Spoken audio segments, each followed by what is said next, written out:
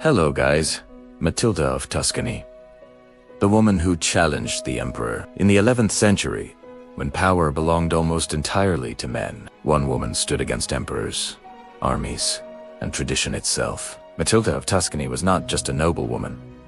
She was a military leader, a political mastermind, and one of the most powerful figures in medieval Europe.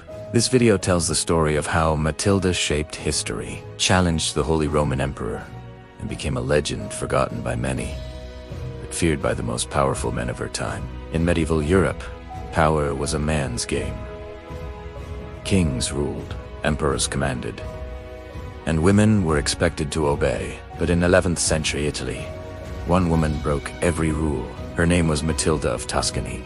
Born in 1046, Matilda inherited vast lands across northern and central Italy. Territory so important that emperors and popes fought over it for decades, and she was not about to give it up. At a young age, Matilda learned politics, strategy, and warfare. She rode horses. She commanded armies. She made decisions that shaped Europe. This was unheard of.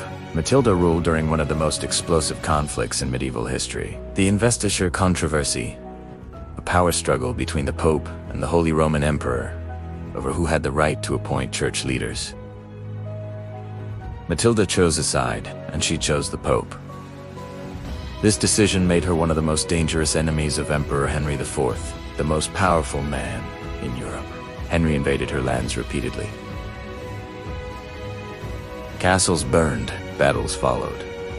But Matilda did not retreat. She personally led troops, defended fortresses, and used her deep knowledge of the terrain to outmaneuver imperial forces. Again and again, she resisted the emperor.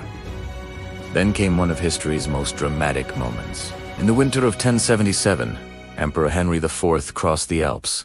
Desperate and humiliated, he stood barefoot in the snow outside Canassa Castle, owned by Matilda. For 3 days, the emperor begged the Pope for forgiveness, and Matilda stood there, watching the most powerful ruler in Europe brought to his knees. That moment changed history.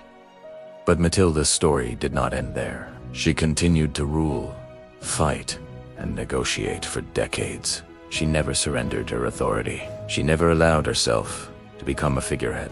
When she died in 1115, Europe lost one of its strongest leaders. Her lance later became a foundation for the Papal States. Her influence reshaped the balance between church and empire.